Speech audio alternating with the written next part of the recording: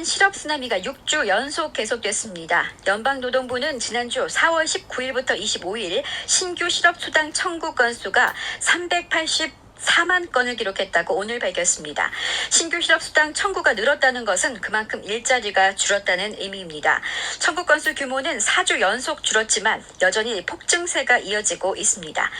언론들은 최근 6주간 코로나 바이러스 사태로 3,030만 명이 일자리를 잃었고 이것은 미국 전체 노동력의 18.4%에 해당한다고 전했습니다.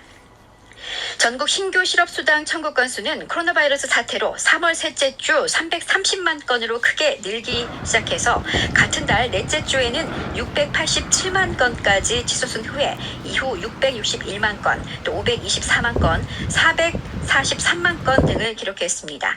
고용시장은 코로나 바이러스 사태로 직격탄을 맞으면서 최장기 호황도 마침표를 찍었습니다. 기업들은 코로나 사태에 따른 수요 감소나 또 주정부 방침에 따라서 공장 가동 중단 등 셧다운에 나서는 한편 비용 절감을 위해서 대규모 일시 해고나 또 무급 휴직을 단행했습니다. 최근 6주 연속 수백만 건을 기록한 주간 신규 실업수당 청구 건수는 미 노동부가 이것을 집계하기 시작한 1967년 이후 최고치 수준입니다. 미국의 올 1분기 경제 성장률이 코로나 바이러스의 충격으로 금융위기 이후 최악의 마이너스 성장을 기록했습니다.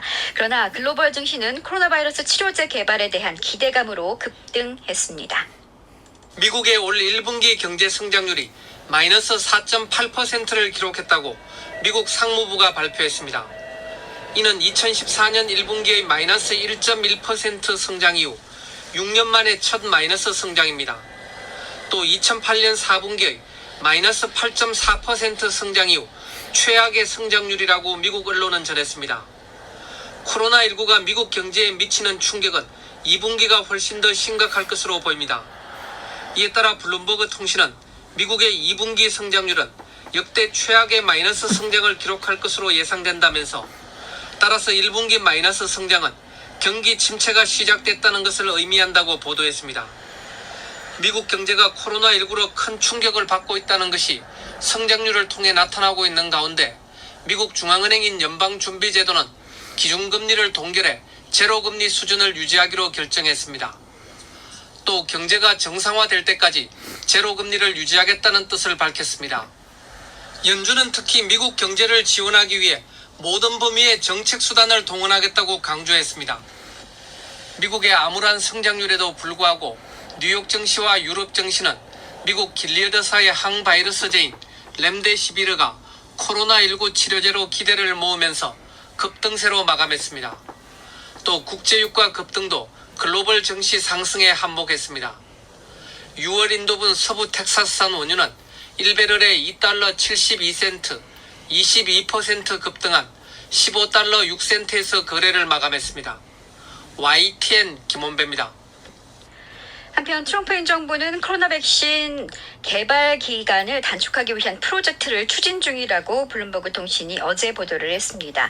초고속이란 작전명을 붙인 이 프로젝트는 개발 기간을 8개월 단축해서 내년 1월까지 3억 명이 투약할 수 있는 백신을 확보하는 것이 목표입니다.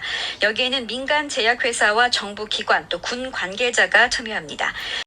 연방질병통제예방센터 CDC가 새로 발표한 자료에 따르면 올해 캘리포니아주에서는 평년보다 약 4,500명의 사망자가 더 발생했습니다.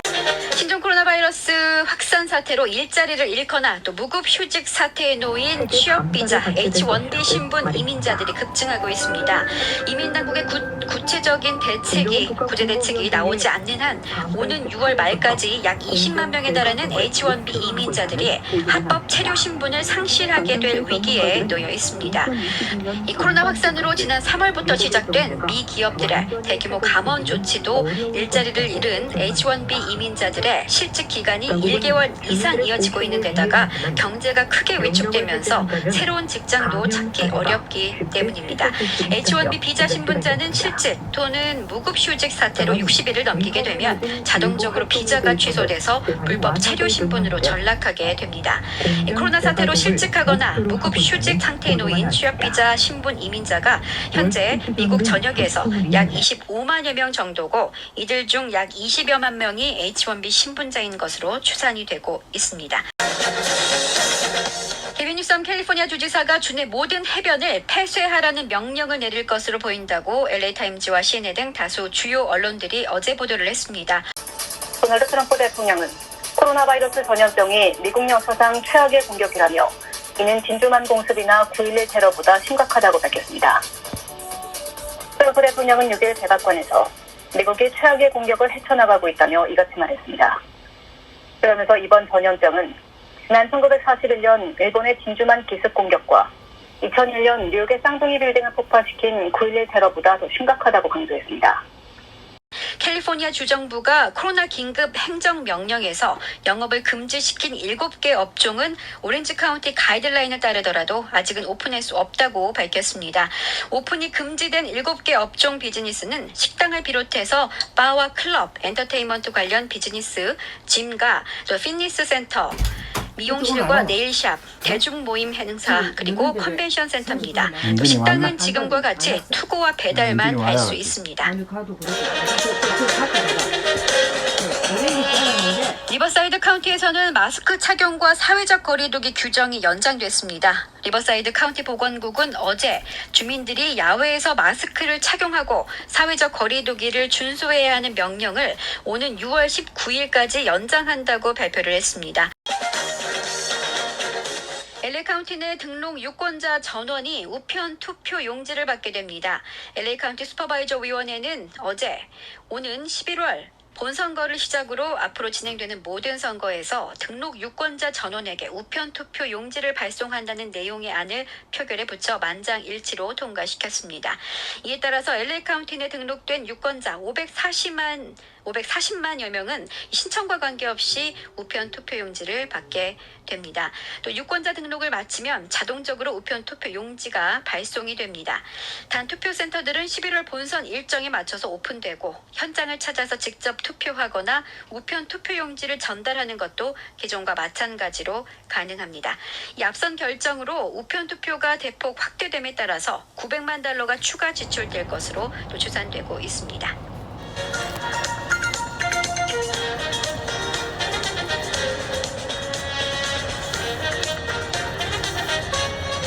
트럼프 대통령이 다음 주 애리조나를 방문할 것이라고 밝혔습니다. 연방정부가 경제 정상화를 위한 계획을 가동하고 또 각 주정부가 경제활동 재개에 나서거나 이것을 검토 중인 가운데 트럼프 대통령이 서서히 외부 일정에 시동을 거는 모양새입니다. 한편 트럼프 대통령은 오늘로 만료되는 코로나 바이러스 확산 방지를 위한 연방정부의 차원의 사회적 거리두기 지침을 더 연장하지는 않겠다는 입장을 밝혔습니다. 세계 여러 나라의 주요 소식을 전해드리는 지구촌 오늘입니다. 지금 이 시각 어떤 일들이 일어나고 있는지 박영서 기자와 함께 알아보겠습니다. 안녕하세요. 네, 안녕하십니까? 오늘은 어떤 소식들이 있습니까? 네, 미국과 러시아 정상이 전화통화로 국제 당면 현안을 논의했습니다. 신종 코로나 바이러스를 둘러싸고 미국과 중국이 새로운 갈등을 벌이고 있는 가운데 양국 무역 대표들이 무역 합의가 잘 진행되고 있다고 말했습니다. 베냐민 네타냐후 이스라엘 총리가 합법적으로 연립 정부를 꾸릴 수 있게 됐다는 소식 이어서 전해드리겠습니다. 네, 지구촌 오늘 첫 소식입니다. 미국과 러시아 정상이 전화통화를 했군요.